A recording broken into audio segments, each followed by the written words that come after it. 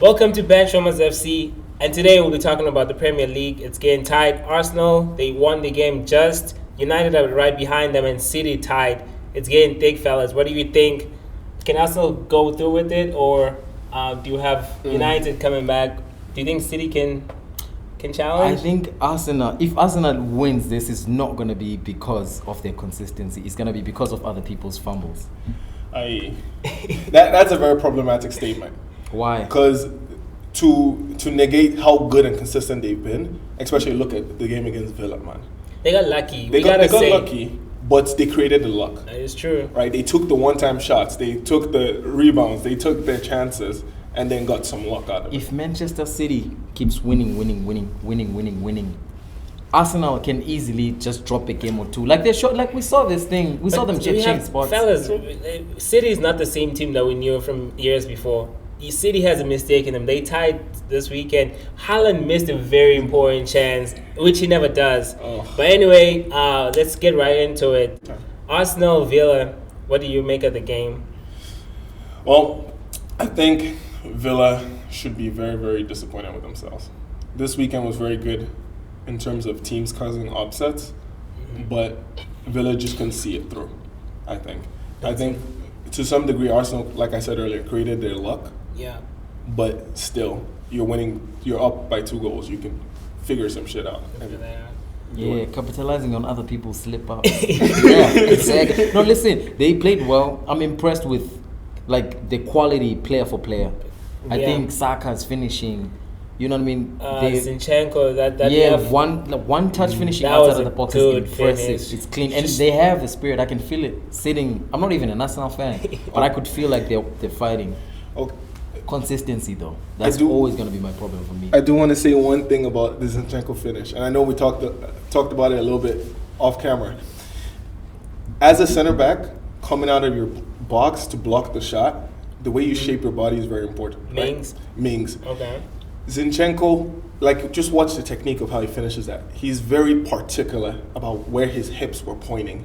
So even when Mings is coming out to block the shot, spreads himself as wide as possible. He's blocking the far post completely. Oh, that's true. He did disguise the shot, but for me, I just thought it was just like changing his body position into like hitting it through, because the ball kind of came fast and it's like, oh, actually I can hit this near post. But anyway, it was a good finish. I mean, regardless, though, I think there should have been a defender on him. He had too much time. Oh, yeah, I agree. I think Unai Emery will sit down and go, why is everyone all the way next to the goal and there's a guy at the top of the box doing nothing? You know? What do we make of Arteta's antics outside the pitch? Not outside, like on the sideline. So dramatic, man. He has to bring that energy to the team, though. Very hard to like. I'm trying to. I'm taking it very hard to like on, off the pitch, whatever. For me, I don't mind that. If my coach is kind of like giving me a bit give like that little playing the game. What's it called? Like a little bit of stick, a little bit of I can't think of the word, but I know what you're talking about. It almost feels you. It's like when club gets in an argument with any manager and like Liverpool just play better immediately. So I don't mind that. But let's keep moving. City and Nottingham Forest tied 1-1. Bottle. I think that was a bad. They missed a lot of opportunities, and then also the goal that they conceded. It was well worked from Nottingham Forest, but there's little things that they could have done to just very little. You know what I mean? So, to be honest, I think we talked about this a little in the previous episode, but regarding City, I think these guys are tired. And they're tired. I mean, they've done it 4 or 5 years, consistently. Yeah. Like it's tiring. And then this year, you're playing every 3 games. You're going to the World Cup. They had the most players in the World Cup, I believe. I think they were tied with United, or they were 1 player above United. But they had the most players in the World Cup. So these guys are coming back, first team players, and they're exhausted. Like you could see with De Bruyne, like even just the way he was shooting, so many shots just over the bar. How De Bruyne to me is one of the cleanest shooters. Technique does not leave you. Have you seen Wayne Rooney as? Have you seen Modric? Yes, but like we're talking individual for individual. There's guys that age faster than the other. I'm not giving him as an excuse that he can't play anymore. But I'm just saying I can't see him be as consistent anymore. And this has been crippling since even last season a bit. He's had moments, and there's the reasons why they bench him. here and there. Okay. That's true. You know what I mean? All right. Chelsea 0, Southampton 1. You're pretty impressed by John Ward-Prowse, weren't you? That little free kick. Okay, the free kick was amazing. Is he better than Messi? Okay, now. Yes. Okay, now. Is he better than Yes. Messi? Technique. Free kick technique. Yes.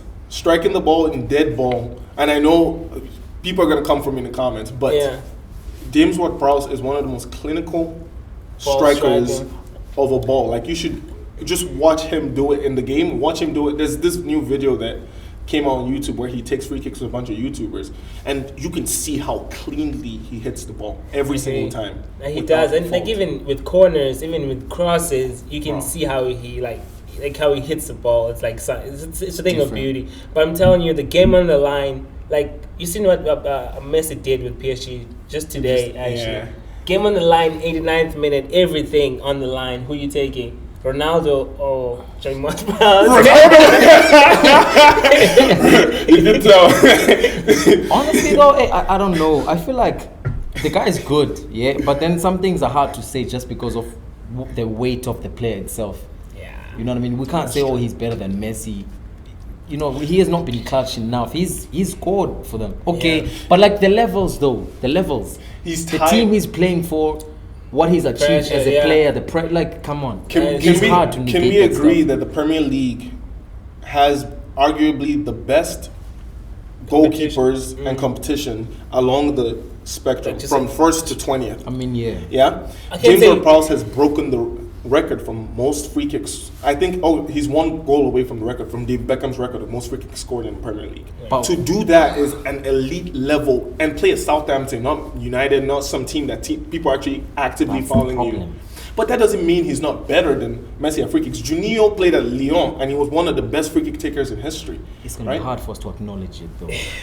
But in Messi's career, how long has it been? Like it's hard to say. I'm not a big Messi fan, but I can't give James Ward-Prowse just yet. Even if it doesn't have to even be Messi. Like, we can look at other guys, like maybe not even in present time. Like, I think of people like that can do things that they will, like maybe let's say Pirlo. Would you say like he's better than I think he's better than Pirlo.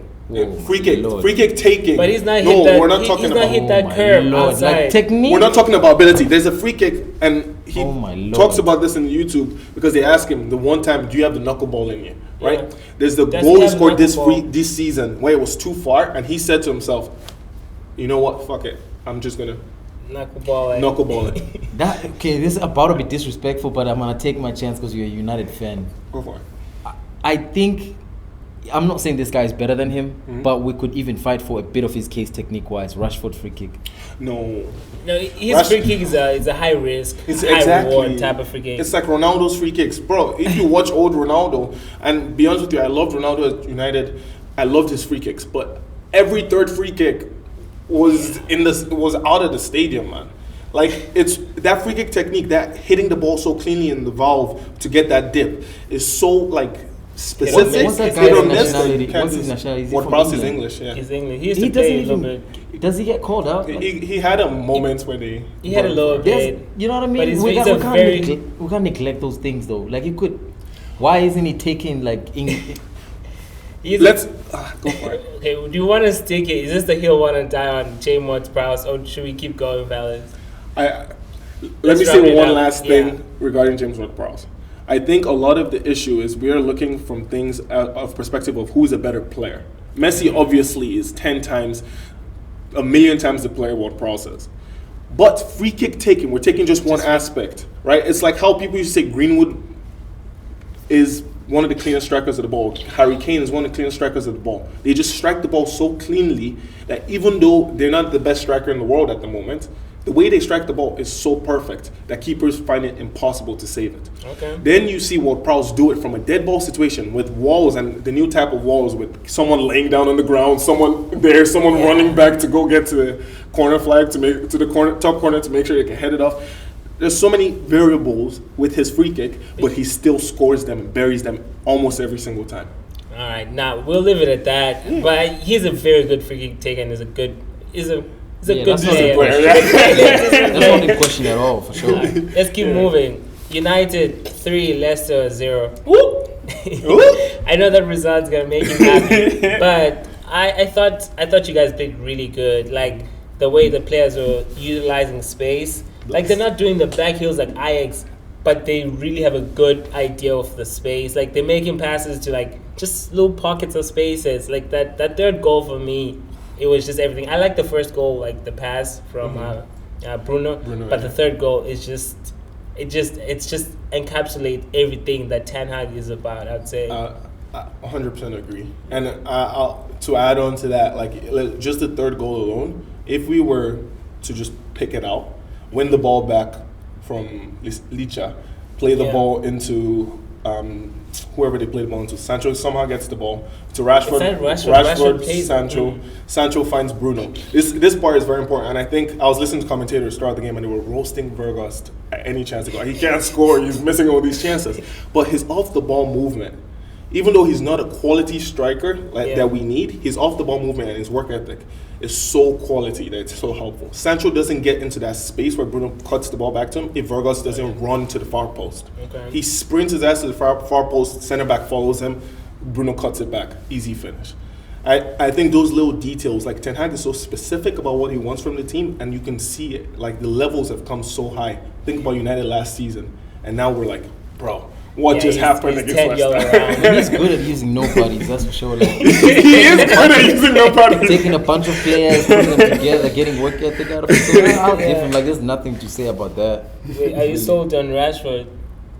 How you feel? You got to be. No, I do like the guy. Yeah. Is he gonna be, my favorite? It's not gonna be. You're gonna post up Rashford on the wall or something? No, definitely not. But I think the lad is doing well. I think he's starting to live up to like the potential that we always been talking about. Yeah. But it's one season. It's one season. And for me, I just like his attitude. He's not arrogant, but he's funny. He's finally like accepting that I'm a very good player. He's like I'm gonna focus. Soul searching to find that because he's also been through some things. Yeah, so. And I was thinking about that in the ride on the way here about the game, Rashford. Yeah. A lot of things we've seen lately is that United players, a lot of our players are very confidence-based, right? If they're confident, they play well. If they're unconfident, we're the worst team in the league, right? Mm-hmm. Rashford has gotten to the point, and I think this is where top-class players differentiate from world-class players. World-class players can do it regardless of how they feel. Ronaldo can feel like absolute crap at Real Madrid. Ronaldo can feel like absolute crap that day. Why are we talking about this and guy? Still, he's relevant anywhere you go in football, man. But you can see that change in Rashford now. Yeah. There's games, even today, where he looks out of the game. He was trying to dribble past, what's their right back, their center back's name, the big one, the white guy. And he kept making tackles and stopping him. Yeah. And somehow he scored 2 goals and could have gotten a hat-trick if he finished his chance early in the second half. I think, it's definitely a mentality thing. Like, he just knows, like, once I get a chance, I'm going to use it. And I was listening to his post-match interview. He was like, on that first goal, he looks at Garnacho's run and he's like, oh, the defender is kind of blocking that run, so I'm not just going to, like, pass that blindly. But the fact that he considered that option was like, okay, you know what, I just have to hit this through. And he's like, I always have to go for a post. I was like, okay. But I feel like he over-explains a little bit. Like, I'm not. Don't tell the secrets. Yeah, kind of. Like the keepers. They're going to. I mean, he is the kind of player that, like, if you watch his clips, I feel like you could lock him down. He's not that unpredictable. That I feel is a very shady statement because we can say that about a lot of players. Ian Robben, Leroy Sané. There's so many players like that you're like, if I sat down and watched their clips, I can lock them down. But the fact of the matter is their quality shines so good that you're not doing. Mbappe is a perfect example. Mbappe is he's pretty. He's got tricks up his sleeves though. He dribbles better than Rashford. No. I'm not saying Mbappe doesn't have qualities that Rashford does not have. I am saying if you sit down and analyze Mbappe's game as a center back going into a game playing against Mbappe, you could rationalize yourself. I can lock this guy down. All he does is wander wide a little bit, transition in, get the ball, either take you on one-on-one, and then cut it, open up your hips and cut it back. Now Mbappe has a bit of different ways to get around it, but I feel like obviously you know what happens. Maybe that's what happens to Rashford too. Like in the highest level, your game gets like so concise. It gets it has like. To be. Then we can't compare him with Ian though. because it is the same thing. Listen, he did the same move, but his conciseness and like how he executed versus Rashford, we cannot compare. But remember, Robin had to go through periods to get there. We're talking about Bayern's Robin, who was 28, 29, not Chelsea, Real Madrid. That Robin, he tried the exact same thing. The Flying Dutchman, they called him at Chelsea. Tried the exact same thing, but sometimes you could stop him. Rashford is getting to that point of being a world-class Let's player. watch the time. Let's watch the time. That's fair. It's all right. Let's watch it. So, do you think United are back in not back, are they in the title race? Absolutely. They're in the race? Absolutely. And I'm saying this because it's going to always go back to consistency. I think whoever now wins games, no matter whatever happens around them, that's who's going to take it. I'm not going to say City, that's biased. And like right now, they're not doing that great. But then I also don't want to say Arsenal because I can see them losing. 2 games is all they have to lose. That's the issue. Both Arsenal and United is a depth. If anything happens to one of their squad players, I feel like that's it. Oh yeah. And it's gonna happen. It's a prem. Something is gonna happen to shake things up. Yeah, and when you said so strongly, we're in the title race. I would say no. I would say it would be foolish to assume United is in a title race because our squad is so weak. Like Arsenal, at least they've signed a couple players, Jorginho, Trossard. They can. Partey is out. They can put Jorginho and he can do a decent job. Yeah. Martinelli's out. Put Trossard. He can do a decent job. Casemiro is out. Sabitzer and Fred. It's Sabitzer. Who should have had a red card today? Who should have had a red card today? That is a red. I don't care if like intention or whatever, but that should have been the red in my books. He didn't put enough force to do anything. But still on the knees, man. You don't mess around with the knees. And you used to say yourself like the boots that they wear, like the studs. Yeah, it's not an easy. When you get stepped on a Sunday league, it's not the same as getting stepped on with like proper metal studs with an athletic full speed hit. What I'm gonna say, if a Prem League coach finds a way to win as many games consistently as possible, that's who's gonna take it. The points are not, you know what I mean? It's not a 10-point lead, or it's 2 games. 2 games are gonna change the world. I agree with that. The only problem is United do not have the capacity in terms of squad depth and do not have the freedom in terms of games. Think about this week. Yeah. We're playing Barcelona on Thursday, second leg, and then we got to play the final against Newcastle. Before we play our next Premier League game, then we got to play FA Cup against I forget who. Before we play our next Premier League game, City and Arsenal would have played at least 1 or 2 games. Which could be in our favor, but what happens if against Barca, Casemiro picks up an injury, Bruno picks up an injury? Casemiro will always pick up that odd yellow card. Exactly. Suspension here and there. Yeah. You know? All right, wait. You spoke about the United-Barca game. We wanted to touch on that. Everyone is talking about that game like it was the best thing since sliced bread. It was a good game, but defensively, y'all were awful, both of y'all. Like, for me, it was coming from a Madrid fan. As shaky as they are right now. Before anything, he's a Madrid fan. Now, the fact that I'm even talking about a Europa League game is just beyond me. But let's get into it. It was a fun game, like as a spectator. But you guys, United should have won it. And then I didn't think it was technically it was alright, but like it was not tied. It was like a cup game. Like it was like a game that was like a 1-leg game kind of thing. It was not very calculated, I'd say. In all fairness, it is kind of like a 1-leg type thing because this isn't round of 32. This is playoffs. Yeah. One of us is getting knocked out of Europe after this, not because we made it as far as the round of 16 and we've done well this season, we can get knocked out. We're getting knocked out because we didn't do well enough in our group stages, and now we're figuring out which one deserves to go through. So you almost have to come at it with some what's the word? A little bit of conservativeness. Urgency. Yeah. Some urgency, but some conservativeness.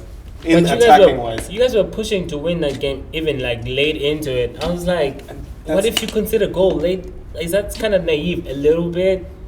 But because you can still go back home and win the tie. Like you didn't need to win it in Camp Nou kind of thing. It would have given them confidence. It would have given us confidence for home, and we could rotate players a little bit better with our fixtures. Yeah. And I feel like they saw. I forget the actual phrase, but when you see like light on at the end of the tunnel. At the end of the tunnel, yeah, because it was like, could they win this 2-1? Oh my gosh! And then, And in all fairness, we're talking about possible red cards. If Koundé had gotten a red card when he should have, that game is done. Okay. The tie is done. That should have been a red, but should it? I don't think I'm fine with the ref not calling that. I'm trying to decide actually if I'm fine. Because Rashford like steps over the ball and goes in front of him. And it draws the foul in a way. I feel, like those fouls for me, I'm not sure how I feel about them. Where the player initiates it. Oh, like baits you basically. Baits you. I mean, it's part of the game. It's the gamesmanship. But I think that wasn't given because of the time and like the stage. I feel like it's just something technical like that. But as far as like, that was a good draw. That's absolutely crap. You can't go big. Two of the biggest teams, arguably 2 out of the top 3 biggest teams in the world history of football, are playing in. Okay. We don't gotta speak like a true Man United fan. Defend it. Are playing a game that determines how far they can push themselves to climb back into where they used to be. You can't then go as a referee. Oh, I'm in new camp and the atmosphere and it's still early in the game. I can't give a red card yet. No, give a red card. And if the ref doesn't want to, VAR should go, hey, this is out. Even though it's outside the box, this is the last man. He's clearly in on goal. There's no motivation. Even Rashford said this in his post-conference. What's my motivation? I'm in on goal. Why wouldn't I just shoot? Why would I go down? But the thing is, he draws it, though. He draws the foul. But that's a tactic. I get it. Not to draw the foul. That's a dribbling tactic. Go and get in front of the defender because he has to foul you in order to stop you. But if he doesn't foul you, you're clean. This is like a little like off topic. Like that tactic you're talking about is what some like Nketiah failed to do in the game against is it the Villa? Yeah, he like the chance he got, he took the ball like to the right. I'm like, bro, you just go left and then finish through. Being the goal mouth, but still. Yeah, and that's one of the actually it's going to Arsenal again. That's one of the problems that Arsenal are gonna be affected by the striker position. Nketiah is a good fill-in, but he's not quite where he should be. All right, let's keep going, fellas. I want to talk about some results in Europe. What results sparked your interest? I mean, I think the biggest game that we all expected to this thing. I know I've seen memes. Oh, what am I doing for Valentine's Day? Bayern PSG, and that was a big disappointment. To watch. And Coman came back to haunt them again. Coman hasn't. I don't know. I can't decide if he's a good player or not. I hate the narrative of like, oh, he came back and did this. Yeah. Coman is just Coman. And he got an opportunity and he scored. It's been how many years has he been in Bayern this is his, without PSG? But this is his, and he scored against them in Champions League final. He's doing it again. In the final. This is his childhood club. It's like even Nkunku played PSG and Nkunku scores. We go, wow, it's almost like revenge. You should have taken, but the narrative is true. He had potential because this is a man that's played for PSG, Juve, Bayern. Won the league in all 3 teams. They should have looked at his potential and gone, we want to keep you. Very shaky stat, by the way, because very shaky stat. He did not contribute like that. But I mean, there's something missing in his final product. We have to agree with that. Yeah, and that's what I mean by I don't know if he's a good player because he has moments where you're like, Coman is untouchable, and then he has moments where you're like, bro, get off the field. Let Gnabry or someone else come on the field. You're messing up. And that's crazy that coaches would choose Gnabry. Coman. Oh yeah. Because Gnabry is a good finisher, but he won't like take players on a run past you or like dribble past you. But he's a good finisher. Yeah. Like I'll give you that. And Gnabry lately, I don't know if you guys remember the group stage games. He's showed me something in group stage I didn't notice. He has a pass in him. He has a pass. He has a little through pass, can thread the needle a little bit. So it still baffles me why Coman would have started that game over Gnabry. Maybe he was picked up a knock, maybe he was a little unfit or something like that, but it still baffles me. I'm thinking about the World Cup now. I know this is old, but if you watched how he played in that game, like that final game, like he made things happen for France, for them to like come back and give him a chance. So I don't know, there's something there. I don't know what it is, but there's potential. The narrative is old though. Like he's just being it is getting a little old. But hey, it's football. We love it. That's fair. Sticking around Europe, PSG won I think 4-3, but your boy got picked up a knock. I think he injured his ankle and is down and out. Nay. I mean, it's sad, but like I don't know. Now I'm starting to think that PSG, like I feel like the best years of PSG, or like when they had the opportunities to take the UCL and stuff, or like be great, I think they're kind of behind him. And the best years of Ney are behind him. I wouldn't say behind. I mean, he's not prime anymore, but the boy doesn't get credit for how great he is because he hasn't gotten accolades. But he is a freaking all-round greatness player. The question I have is, does he deserve accolades? No, because of who is around him. You couldn't compete with prime Neymar couldn't compete with Ronaldo and Messi at the time. That's true. Heat is on them. And then just when you think something is about to happen, someone keeps coming, someone keeps...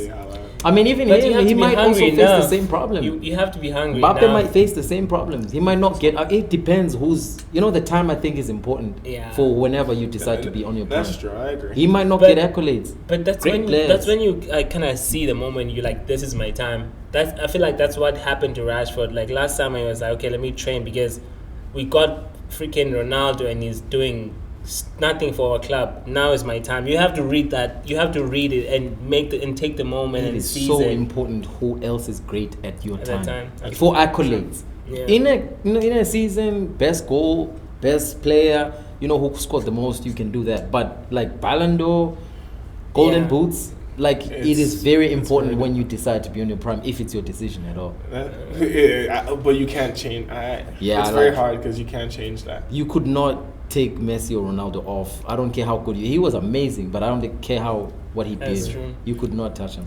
Alright, let's keep moving. I don't know if you had something else. I know you have a lot to say about Neymar, but let's keep moving. We don't gotta deal with that today because I'll go. Let's keep going. Let's keep moving.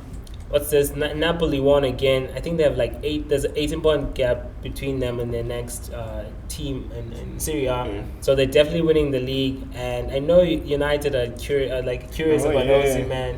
Ninja boy.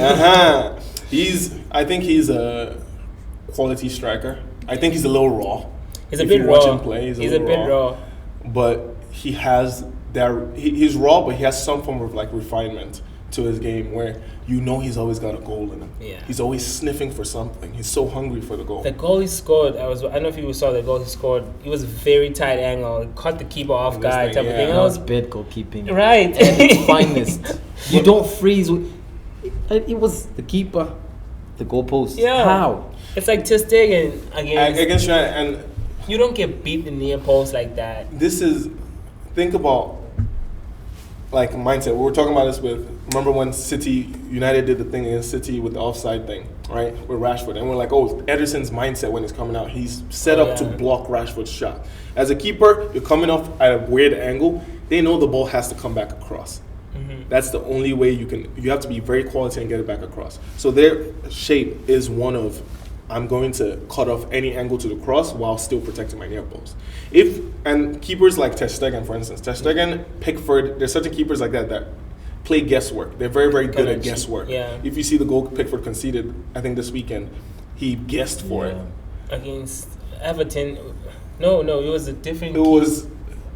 I think it may have been last weekend. Everton conceded a goal where they crossed... It was against Liverpool.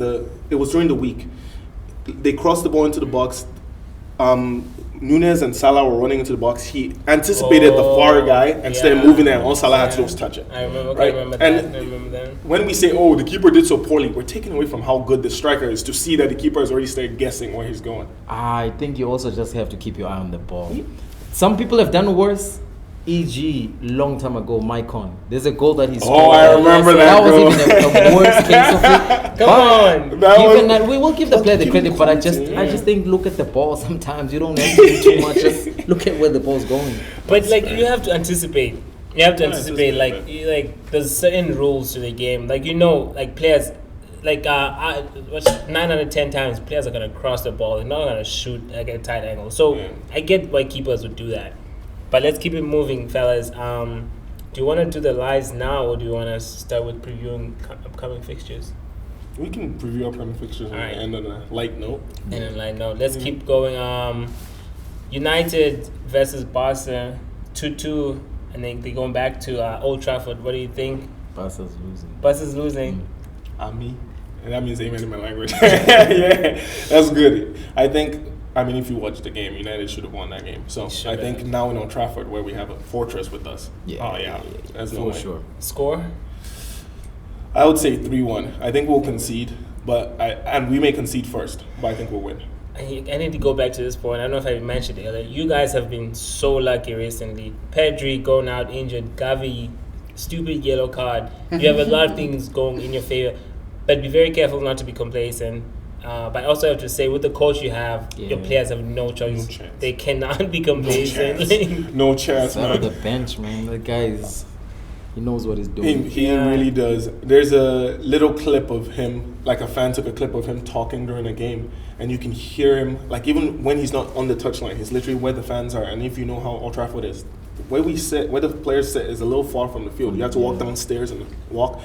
He's yelling from the stairs, "Fred, get closer! You're not moving quick enough! Get closer!" And it's like this passionate, Questionable guy. demanding guy. Fred or the coach. Fred, oh yeah. He's a workhorse. Hey, now. But that's his. No, man. You need You're players gonna like get that an on your assist in team. Man United if you play long enough. Yeah. Jeez. Hey man, that's Fredinho, man. Like, Oh! let's keep going. United versus Newcastle. Nick Pope, Massenab. Actually, we didn't even talk about the Newcastle versus Liverpool game. But anyway, Nick Pope had that blunder. We handled the ball. Do you see that? Yeah. Bad decision making. It happens. Bad decision Panic. making. But then I understand why he reached for it, because if he did not, Salah is a goal. Easy goal. Because the ball just stood there, like rolled a bit. The question I ask, there's this, I guess, tactical strategy in football. If the game is super late, you're winning, and it doesn't affect you to get the red card, and they're in, go for the red card. Take the red card, right? What Pope did is kind of that, right? I can't let him score, so I have to touch It him. was going to be a goal. But if you keep Pope on the field, they have 11 players. With Liverpool's form, we know second half, Something can Newcastle, happen, something right? can happen.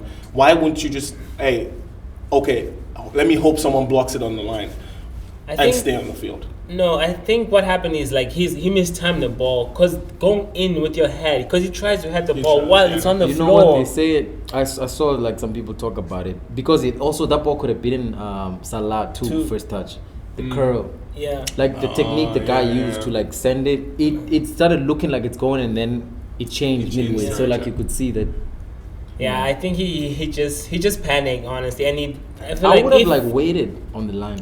Let Salah come. He's clinical, but let him come. That's a. He's much better than what happened. That's true. That's fair. That's fair. And I mean, hindsight 2020 is always better than anything. But I think he has to be smarter than that, because you can't just look in this game. You have to be smarter than that. That's true. You have a game coming against United. You're in the final finally, and now they have to use their third choice goalkeeper, Carriers. Come on. Is Carriers hit Yeah. that? Oh my gosh, we're winning this game, easy. But I feel like without Eddie Howe's done with Newcastle, you guys might not have it as easy still, because they're like a machine. At one point they lost Alexin, the Saint Maximin. Yeah. And he even without. And they still did a thing or two. Yeah. They have a good team. Since you're a positive one, let's hear your opinion about Nunes. What do you think about the Nunes? Positive man. I don't want to hear anything about Nunes right now. He scored. Yesterday. Great. He scored. He had a good touch. Finish. He got lucky with a little bit with the touch. Yeah, but he struck through the ball. Class. Yeah, the finish was class. My thing with him right now, they're playing him as a winger, a little bit of coming out from the left, and he's working, he's doing all this and that. But I know as a striker, there's something that Klopp didn't like about him as a 9, as a main man. So that means there's something that's still missing in his game, because he was supposed to be like an Erling Haaland like rival or whatever. Yeah. But how about the finishing itself? The finishing because is going to come. Because you give Nunes right now at the rate he's going at, you give him 3 of those same chances. He's not putting all 3 away. Yeah. But target we have to be realistic when we talk about. I feel like we've been spoiled with some quality players over the past years that we're like, we expect every young player that has potential to always deliver with that price tag at Liverpool. But yes. that 100%. That doesn't. We know the market. Jack Grealish was 100 million, right? And now he's coming to life. Million. He had an assist. He had an assist. Everyone talks when Grealish gets like one thing right. Yeah, after like silence for 15 games. Literally, like it's not even what they call it. Someone was doing an analysis of people bashing Anthony, for instance, and they were like, even as bad as Anthony is playing right now, he's already equaled Grealish's goals in Grealish's first season with less games. You guys are not even Goals missing and Anthony assists. right now. We're not, and that's the point. Yeah. Is Grealish is cost them 100 million because of the market, but he isn't a quality. He's not a 100 million player. Okay, Grealish is a 100 million player. Fine. Anthony is not. Grealish- Anthony is just simply not. That's a hill I will stand on. What Grealish did for Aston Villa, come on. That doesn't make him 100 million. Okay, It does. 100 is... What do you get your 100 value is- from? What do you get your value from? Okay, that would be like saying, give me a player who's Ivan Toney is a 100 million player. No, it's because of not. how clinical he scores. But He's their top goal scorer. He scores every time. He was the captain. He got them from the mud. Didn't he get promoted with them? He got promoted with them. But and the way he was vocal. He was not even number 9. But he was driving with the ball, beating players, drawing fouls in important occasions. He scored against y'all. That curler. That curler was nice. back. Yeah, but that is like saying Maximan at Newcastle should be a 100 million player. That's But like that's saying not no. certain players who do Grealish these was things. the identity of Aston Villa. Okay, hold on. Sometimes though the coach, The I coach think the freedom. coach, the freedom he gave him, he made him Yeah. that He player. made him that player. Versus being in the system where But he had to be that Pep player. is not. I mean, I've been saying this about a player like Trossard and a player like Saint Maximin for years. If you put them in a team where the coach is strict and wants a certain type of play, these players will not thrive. Rafinha, we see it at Barcelona. He struggled at Barcelona. Why? Because he doesn't have the freedom that he had at Leeds. You go from a small team to a bigger team. You're no longer, you're not a 100 million pound player. You were. he's not cheap. But that's how you get but your not price cheap, but you're tag. 100 million. Versus Anthony. Anthony didn't even have that much production in this last season. I don't think he had like over 16 goal contributions last season with Ajax. And he's still like he dribbles like you knew coming into the Prem like that you're not gonna come in as a dribbler. You're not gonna get past everyone for fun. Yeah. And that's shown. Oh yeah. See, Martinez was a good buy, but Anthony for $80 million was a panic buy by all counts. The problem with Anthony is we messed up. Okay, We came in. good. That's all I need. No. We didn't. No, let me clarify. We did not mess up about the player we bought. We messed up about when we bought the player. We were meant to sign Anthony at the start of the summer transfer window for, I think it was £50 million. United then decided, no, we're going to focus all our energy on Frankie de Jong, not sign anyone else. And then here and there, Malacia for 12 or 15 something. Okay, we can pay that right now. And then when Frankie was like, I don't want to come to United. I don't know why you guys are this thing. Yeah, you guys are shite. Like, why are you guys talking to me? Then they're like, oh, now we got to figure stuff out. 17 million for Casemiro, which I thought was an overestimation, but he's proven the price mark. Right. and then 17. 17. Oh, like Yeah, no, 17. not cheap. And then Anthony, who was meant to be 50 at the start of the summer, because it was so late in the summer transfer window, Ajax said we can't find a replacement, so we are going to overprice him. Yeah, so And that's what happened. So good. he's overpriced. I'm we're not disagreeing. Okay, but Grealish for me, like I even understand the English tax, like with Declan Rice and whatever. But Grealish is a 100 million player for the role he was, for what he was to Aston Villa. And then even when they were trying to replace him, the director was like, we needed to get three players to replace him. This one guy. True. So, Why am I hear what he's saying. I hear his point. But that doesn't make you 100 million. It makes him expensive. It Like doesn't make him a 100 million player. He's saying that the value of Grealish, like what I understand, like I understand what he's saying. I get it. He's not saying like the quality of like if you take Grealish and then you just put him on the market as Grealish, But what he was doing, his output, established a role in the team. That makes sense. Kind of the same thing, I guess, as Anthony. Like they said, hey, we don't have a guy to replace this guy for what we want, we need this much money. But then, That makes sense. Anthony's. By the way, you can dribble in the Prem. Hazard has shown us. You just have to be good at it. And I don't think. Yes, Hazard did it. Yeah, obliterated. Even obliterated guys. Saint Maximin has been doing it in the Prem too. But as well. Hazard did. He was. Hazard was a different level. Yeah, I'm trying to think who else has done it like that. No, Hazard was disrespectful. Dribbler, Prem. And we're talking sauce dribbling, not like just putting the ball there and then like. There's an old French guy, Ginola. He was class in like 2000. I'm sorry. No. That's the only person that comes to mind. Ronaldo did it in United. Even Ronaldo struggled a bit. Yeah, when he started, you could see like the Prem was moving way too quickly for his type of showboating. But I also think that like that was his.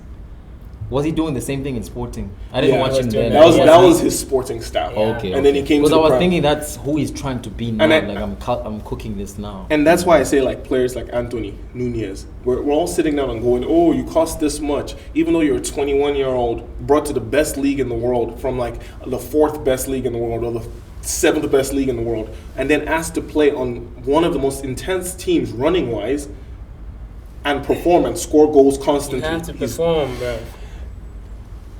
That's true. It's very. We can't make excuses. No. You know what I mean? Your price tag comes with you and what you have to do. Then keep that same attitude with players like Grealish. That's what I'm saying. Grealish was under fire last season. He should still be right now. No, he's doing bits right now. Actually, Grealish is as important to City as Fred is to United. Come on. He's a utility player who has impact from time to time. He has assists, he drives and changes the game. But he's a utility player for City. Because City is that good of a team. You literally said this yourself. Yeah, no, and I agree with that. But that's true. Back up on Fred. If you're Fred, there's no. I feel like his default sometimes just because it's like because he's the only option. Yeah. But if you're a 100 million player in a good team, you should be starting. Ronaldo came for 80 million, and you should be really starting and being the main guy, scoring goals, banging them in. The main guy with the team with Haaland. Sounds like a personal problem. Don't cost 100 million then. And in all fairness, we can't. I think that we can. To be honest, we can't blame players for their price tag. Yeah. Because the market's stupid, the owners are stupid, the managers who are buying them are clearly stupid for spending that much on them. Why are we blaming the players? Oh, you're so shite. Why did you cost 100 million? I feel like Bale ruined it. With the 85 and then injury prone. It's not him, but it was the start of like this price tag thing. Like who can cost more? Who can? Because after Ronaldo, 80 million. Because he was actually, honestly, it was Neymar. Rightfully so. The boy was amazing. No. And I was gonna ask you this because I really want to know your thought about this. Prime Bale versus Prime Neymar. Who do you pick? Okay. Be honest. Hold on now. Wait. Rightfully so, my Prime Bale's impact on Tottenham was greater than Prime Neymar's because can we agree that where was Prime Neymar for you? Because for me it was Barcelona. You know, I agree. That 2015 season when MSN went. Look at who was around him. Messi. That tells you a lot more. But also Bale played in Real Madrid and he was actually impactful. He won Copa del Rey for them. He won the Champions League. That 4-1. Other than Ramos equalizing in that second half, if not for Bale, you're not winning that game. Prime Neymar. That is just bias. Not by lot. No, it's not by lot. It depends what you prefer from a player. That's what it is. Just looking at what the player has to offer. Objectively. Prime Neymar. Objectively, we look at numbers. What the player has achieved. Achievements. Who do you think? But also the teams are affected there though with achievement. I hate saying it, but the teams are affected. The best Barcelona team. How and who is playing it and how they're playing it. Neymar is still like his role. It gets like kind of muddied and like forgotten what he did in that MSN. He was a crucial part of it. But also Bale did bits, and I'm BBC, bro. I can't really split him. It's hard for me to like kind of like say for sure who is better. It's a good argument though. I think it's a good argument. I'm not that biased not to see what Bale has done. I liked him actually. Yeah. But player for player, ability for ability, I don't know, my guy. Ability for ability, I would give Neymar. And Bale came out of the mud. He literally. I mean, he was doing things. But I feel like that's where the sentiment. He started as a left back. That's where the sentiment is. It's a better story. He started as a left back. It's a better story. You can make a Hollywood movie about Bale. You ain't making a Hollywood movie about Neymar. I think he came from a muddy situation, but it was easier because he was the star. He was, the team was cultivated. He's been a star boy. He's always been a star boy. Santos days, he was star boy. Won Puskás award for a goal I don't think should have won Puskás award because he was star boy. I don't know if you guys remember in 2011 that little dribble around and finish. It was amazing, but I don't think he should have won. Messi has won a lot of awards by dribbling guys and tap in. I agree. So it doesn't mean it's the best goal of the year. Okay. Let's speaking of this kind of goal, real quick. Which goal do you guys consider more impressive? The dribble past many players and then score, or like a finish from like a good position. Like which one? Like we're talking Ronaldo against Porto, that finish, or Messi, usual. Exactly. Okay, here's what I'm gonna say, and it's gonna come strictly because based on like just playing in general, just being a player. Yeah. I find it easy to dribble past guys than to shoot. Okay. Yeah. I think it's more impressive when you beat like a keeper from a distance than to weave around guys. That's a good statement. That's a good statement. I think if I was doing it personally for me, I'd rather score a banger from 40 yards out because I'm a center back. It's much more beautiful. It's more beautiful, yeah. Because especially if you don't like do it. You're not rainbow there. flicks and it's just change the direction fast. Yeah, it's tough to take away a goal, like a good finish. For me, that's what like I really like that. But also a good dribble, like a good play. I feel like this is something I picked up from you, Loki, like the build-up play. Okay, that's impressive. But still, like if I'm even playing FIFA, I'll prefer like a long range goal. Beautiful, the keeper's beat. But just something about, and maybe this is a little sadistic for me. Something about the idea of making them so powerless that they watch you walk the ball into their net just makes, like Sancho's goal today, just made me so happy. Like I said, yelling and screaming in the house, like because it's just so beautiful. I can see your sentiment about it. Mm-hmm. But then what I think about is when we're looking at the goal, we're not looking at what the happened build up before. And everything. Yeah, we're looking at when you finally look at the contact, the goal. Yeah. All right. We can. But I understand, though. I understand all of them are beautiful, and I mean, that's why we watch the game. It's beautiful. Do you want to do the lies? Let's get some lies. Okay. You guys are gonna be competing. Yeah. What should I? Yeah, it's unfair. I mean, and we're competing for a beautiful trophy. It depends what the category is, though. All right. Hey, you won last week, so. I'm gonna try like a category that is like fair. Yeah. Okay. Nothing about 1980. 1999 treble. Do that. Can you guys name 5 Ballon d'Or winners? Actually, 3 Ballon d'Or winners. Do you think you can? And then if you can, you say yes. And if you think he can, you say no. And then he. That's how it goes, right? Yes, sir. Can you name 3 Ballon d'Or winners? We can do it that way. Yeah. You can name 3 all time. Yeah, like in history. Yeah. Come on now. Okay, can we low bar? I just said the bar pretty low. How about this? But he can keep going up, right? Yeah, let's not set a it's bar. Fine. Let's how many can you name? Oh, okay. Yeah. Okay. How many can I name? Let's ask that question. How many my can lord. You name? 5 for sure. 5. Do you think he can? Okay. 5 Ballon d'Or winners. For sure. Liar. Thank you. Let's see. You got 30 seconds. You want me to go?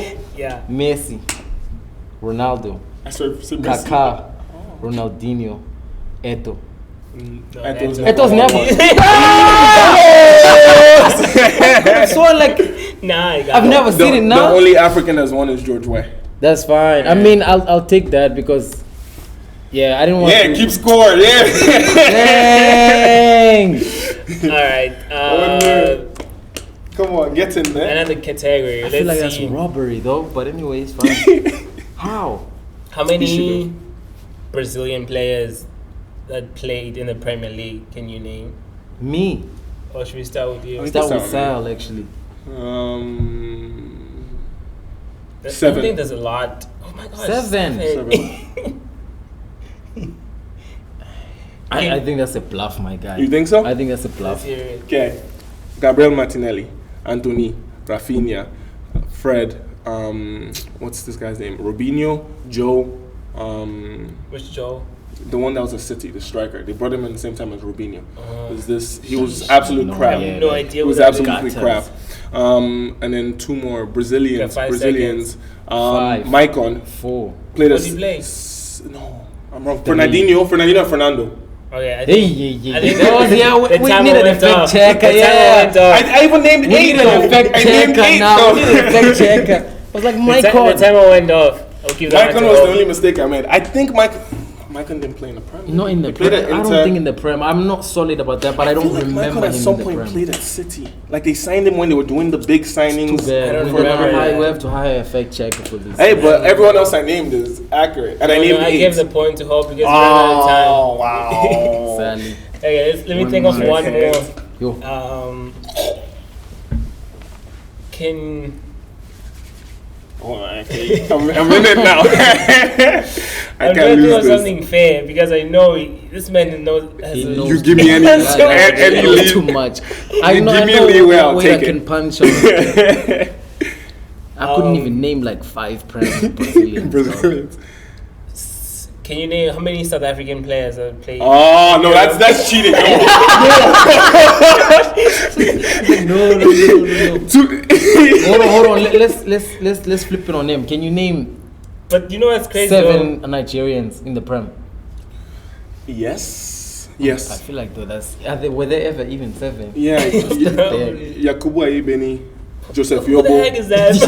Joseph Yobo, Bro. Shitu played I can tell you the teams they played for too. Oh my Okay, God. never mind. Okay. Let's find No. out. JJ Okocha, Kanu Wanko, Rashidi Yekini, Amokachi. What the heck are these men, man? Nigerians, bro, they be doing their things in the Prem. You know JJ Okocha. Yeah. You know of course, John of Obi course. Mikel. Yeah. You know Kanu Wanko. I'm surprised No, you I didn't start don't with know. him. Kanu Wanko is the first. No, I think he's the second African player and the first African player to have won Champions Leagues with 2 different. Not a clue. Champions League with one team. He won it with Ajax. But you know what's crazy? With I feel like Arsenal's this man thing. maybe knows more South African players that played in the Premier League. I than us. possibly In a do. way. Historically, he might. I might, but I don't want to risk it Historic. because he's Yeah. South African. There's no way I'm gonna And go in and then I know them, do but like this they're thing. gonna have to be guys like past maybe 2007 plus. Pina, Lucas Radebe. Did Benny McCarthy play in the Prem? Yes, played for- Blackburn He did. Rovers. Yeah. He played at did. Blackburn. And Benny McCarthy is carrying Oh yeah, Actually, Benny McCarthy he's the did one play behind Blackburn. Rashford. Oh, Yeah, he is my old, guy. bro. Yeah. He's carrying right Put now. some Quality. respect on his name. And I want to say this on the camera.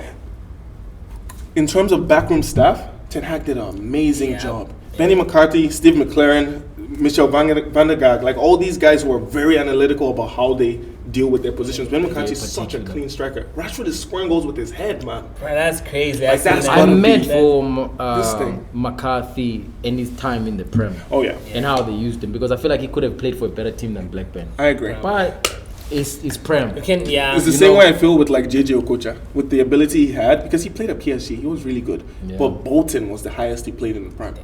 And I feel like back in the Why is day that? there's gotta been there's got to be Sound- something, sound- something hey now Because there's some quality players, man. Invisible hand. Invisible hand movement things. You know what I mean? Because even at the bio, like, you feel what I'm saying? For what he had achieved, and then you look at how he was used in the, in this. I'm like, Yeah, we know. But hey. We know what's going on. Okay, for the Lions game, I think we have a tie. has to be a tie. You fumbled. You Have fumbled. a tie And it was. for the I said start. 5-4, and I stopped for you. Okay, and you you like get a tiebreaker of some sort because I'm not losing. We have a tie. We'll start there for this week. Okay. But let's go final remarks for this week. I think United is coming back. Come on. Pay attention this weekend. We might win our first trophy. I think we definitely will win our first trophy. That's all I have to say. He did this, man. Arsenal will not win the league. And if they do, it's going to be because it's going to be someone else to thank. Whether we're thanking United or City for slacking or Castle even for slacking. Can we make a bet on this? On camera right now? We could try. If Arsenal win the league, you shave your head. No. No way. That's too far. Very sensitive right now. We already talked about Ain't that. no way. Arsenal. We could think of something good to We could bet think of on, something. but I'll I'm bring it on, feeling the conviction that they're not going to You don't think they stay got on them top the whole time. We'll see. All right. Time will tell. Well, you said United are winning the cup this weekend. Cup this weekend. Arsenal now winning. Let me see what I'm thinking. I think City are now winning it this year. I don't know if that's a very safe bet to make. Amen. And I think Chelsea not gonna win another game. You know what's funny? We didn't didn't talk about Chelsea as that's just There's where they nothing to fall talk into about. right now this They look season. like toddlers right now. It's so irrelevant, and there's so much stuff going in the background Yeah. with the Potter. It seems like he's lost the team a little bit It's because tough. It's tough like, okay, let's. Would you guys be would a coach who hasn't played like at the highest level be able to get the best out of y'all real quick? Yeah. I think he could, but I also don't think it was just not smart for Chelsea to get rid of Tuchel in the first place. Yeah. I agree. Especially at the time they did. Let the guy finish clock a season out. Yeah. Take him out and then have someone pre-season into a season. Right. I hate that mid-season and start season. So let's quick. pull emergency and hope. Yeah. That's just how they done things before. Chelsea, but for me, I just think like maybe for professional player, I mean you still have to be a professional, but I feel like I'm trying to understand why he's not able to get the best out of the team. And I'm thinking, is it because he's from Brighton and they're like, bro, what do you know, kind of thing. But that could be the case because it happened under Villas-Boas at Chelsea.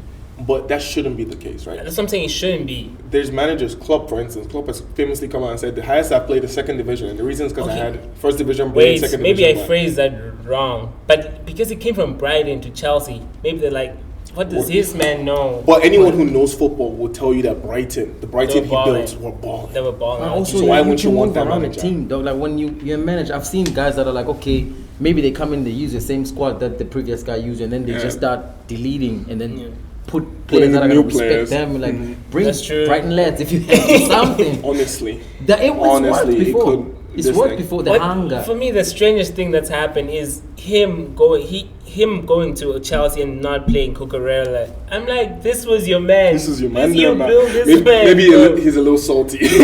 You pushed to get out, so might as well. All right, we're wrapping it up on Chelsea. Chelsea is now winning a game this season, so they're done for. And anyway, that's it for this week. Like, comment, and subscribe, and tell us your thoughts. Chelsea got to win. Is Arsenal winning it or not? And they're a good contender. And then is Man United back, or is this a bluff? Is this just... We are. Yeah. We are. Put me in, coach. Get you back. See you in the next episode. We over and out.